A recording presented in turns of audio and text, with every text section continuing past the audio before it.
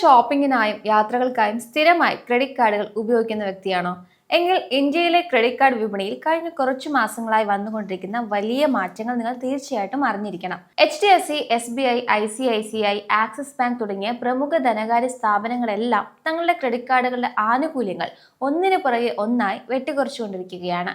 സാങ്കേതികമായി ഇതിനെ ഡീവാലുവേഷൻ എന്നാണ് വിളിക്കുന്നത്. ഉപഭോക്താക്കൾക്ക് വലിയ സാമ്പത്തിക നഷ്ടം വരാതിരിക്കാൻ ബാങ്കുകൾ വരുത്തിയ ഈ മാറ്റങ്ങൾ എന്തൊക്കെയാണ് എന്ന് നമുക്ക് വിശദമായി പരിശോധിക്കാം. എന്താണ് ക്രെഡിറ്റ് കാർഡ് ഡീവാലുവേഷൻ? ബാങ്കുകൾ ഇത് ചെയ്യുന്നത് എന്തുകൊണ്ട്? ലളിതമായി പറഞ്ഞാൽ, നമ്മൾ ഉപയോഗിക്കുന്ന ക്രെഡിറ്റ് കാർഡിന്റെ വാർഷിക ഫീസ് അല്ലെങ്കിൽ മറ്റ് ചാർജുകൾ മാറ്റമില്ലാതെ നിലനിർത്തിക്കൊണ്ട് തന്നെ ആ കാർഡിലൂടെ നമുക്ക് ലഭിച്ചിരിക്കുന്ന റിവാർഡ് പോയിന്റുകൾ, ക്യാഷ് ബാക്ക്, മറ്റ് ആനുകൂല്യങ്ങൾ എന്നിവ ബാങ്കുകൾ കുറയ്ക്കുന്നതിനെയാണ് ഡീവാലുവേഷൻ എന്ന് പറയുന്നത്. റിസർവ് ബാങ്കിന്റെ പുതിയ കർശനമായ വ്യവസ്ഥകൾ കാരണം ബാങ്കുകൾക്ക് അൺസെക്യൂർഡ് ലോണുകൾ അഥവാ ഈടില്ലാത്ത വായ്പകൾ നൽകുന്നതിലുള്ള ചിലവുകൾ വർദ്ധിച്ചിട്ടുണ്ട്.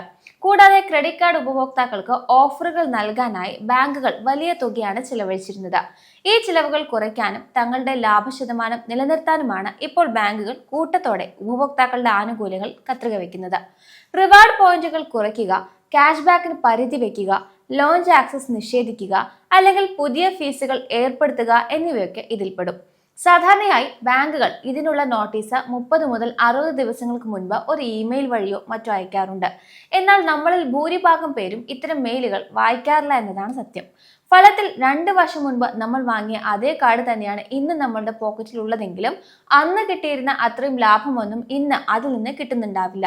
ഇതിലെ 3 മാറ്റങ്ങൾ എടുത്തു പറയേണ്ടതാണ്. ഒന്ന്, നമുക്ക് കിട്ടുന്ന ക്യാഷ് ബാക്കിന് ഒരു പരിധി വെക്കുക.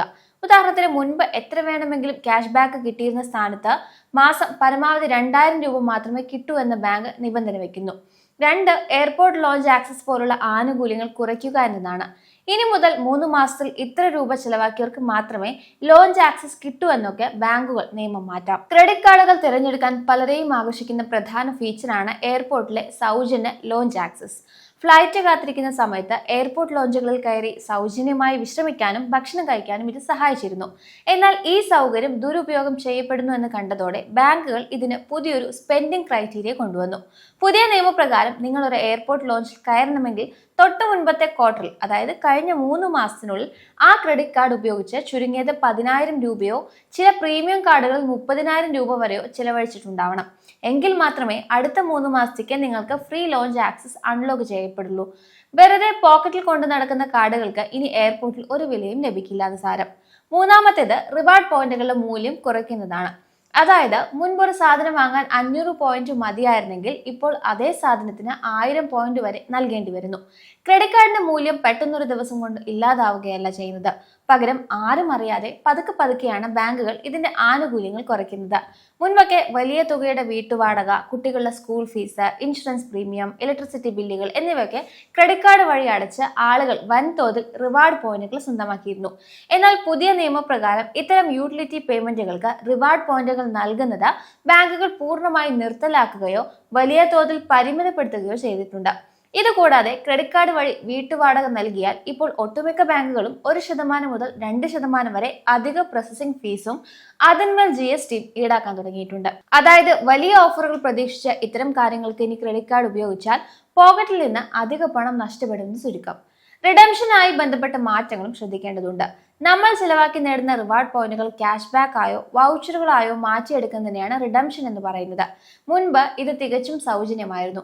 എന്നാൽ ഇപ്പോൾ ഒട്ടുമിക്ക ബാങ്കുകളും നിങ്ങൾ ഓരോ തവണ റിവാർഡ് പോയിന്റുകൾ ക്ലെയിം ചെയ്യുമ്പോഴും 99 രൂപയും അതിന്റെ കൂടെ GSTയും റിഡംഷൻ ഫീ ആയി നിങ്ങളുടെ അക്കൗണ്ടിൽ നിന്ന് ഈടാക്കുന്നുണ്ട്. അതുകൊണ്ട് ചെറിയ തുകയുടെ പോയിന്റുകൾ അടിക്കടി മാറ്റിയെടുക്കുന്നത് ഉപഭോക്താക്കളെ സംബന്ധിച്ച് നഷ്ടമാണ്. ഒരു സ്മാർട്ട് ഉപഭോക്താവ് ഇനി എന്താണ് ചെയ്യേണ്ടത്? ബാങ്കുകൾ തങ്ങളുടെ പോളിസികൾ മാറ്റുമ്പോൾ നമ്മളും നമ്മുടെ കാർഡിന്റെ ഉപയോഗശീലങ്ങൾ മാറ്റേണ്ടതുണ്ട്. ആദ്യം ചെയ്യേണ്ടത് നിങ്ങളുടെ ബാങ്കിൽ നിന്ന് വരുന്ന ഇമെയിലുകളും SMS-കളും കൃത്യമായി വായിക്കുക എന്നതാണ്. നിങ്ങളുടെ കാർഡിന്റെ പുതിയ ടേംസ് ആൻഡ് കണ്ടീഷൻസ് എന്തൊക്കെയാണെന്ന് ബാങ്കിന്റെ വെബ്സൈറ്റിൽ നിന്ന് പരിശോധിക്കുക. അടുത്തതായി ചെയ്യാൻ കഴിയുന്നത് ക്ലാസിക് റിവാർഡ് കാർഡുകളിൽ നിന്ന് ക്യാഷ് ബാക്ക് കാർഡുകളിലേക്ക് മാറാമെന്നുള്ളതാണ്.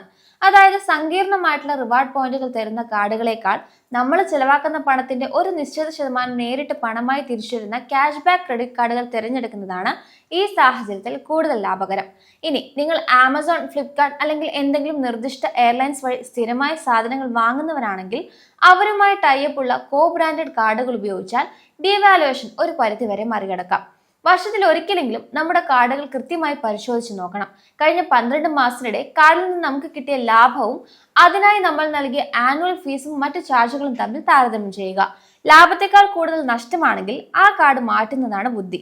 കിട്ടുന്ന റിവാർഡ് പോയിന്റുകൾ അപ്പോൾ ഉപയോഗിച്ച് തീർക്കുക. കാരണം ബാങ്കുകൾ എപ്പോഴാണ് പോയിന്റുകളുടെ വില കുറയ്ക്കുക എന്ന് പറയാൻ പറ്റില്ല. നാളെ വില കുറയുന്നതിനേക്കാൾ നല്ലത് ഇന്ന് തന്നെ അത് ഉപയോഗിക്കുന്നതാണ്. അവസാനമായി, ഒരു പ്രത്യേക കാർഡിനോടും അന്ധമായ വിശ്വസ്തത കാണിക്കാതിരിക്കുക. പരസ്യങ്ങൾ കണ്ടോ കാർഡിന്റെ ഭംഗി നോക്കിയോ അല്ല, നമ്മുടെ ചെലവുകൾക്ക് ഏറ്റവും കൂടുതൽ ലാഭം തരുന്ന കാർഡ് ഏതാണോ അത് വേണം തിരഞ്ഞെടുക്കാൻ. ചുരുക്കത്തിൽ കാർഡുകളുടെ മൂല്യം കുറയുന്നത് ഇപ്പോൾ സാധാരണമായതുകൊണ്ട് ഓരോ വർഷവും നമ്മുടെ കാർഡിന്റെ പ്രകടനം വിലയിരുത്തി അത് തുടരണമോ അതോ ക്ലോസ് ചെയ്യണമോ എന്ന് തീരുമാനിക്കുന്നതാണ് ഏറ്റവും നല്ലത്. ക്രെഡിറ്റ് കാർഡുകൾ കൃത്യമായ സാമ്പത്തിക അച്ചടക്കത്തോടെ ഉപയോഗിച്ചാൽ ഇപ്പോഴും അത് നല്ലൊരു ടൂൾ തന്നെയാണ്. എന്നാൽ മാറുന്ന നിയമങ്ങൾ അറിഞ്ഞുപയോഗിച്ചാൽ മാത്രമേ നമ്മുടെ പോക്കറ്റ് ചോരാതെ നോക്കാൻ സാധിക്കൂ.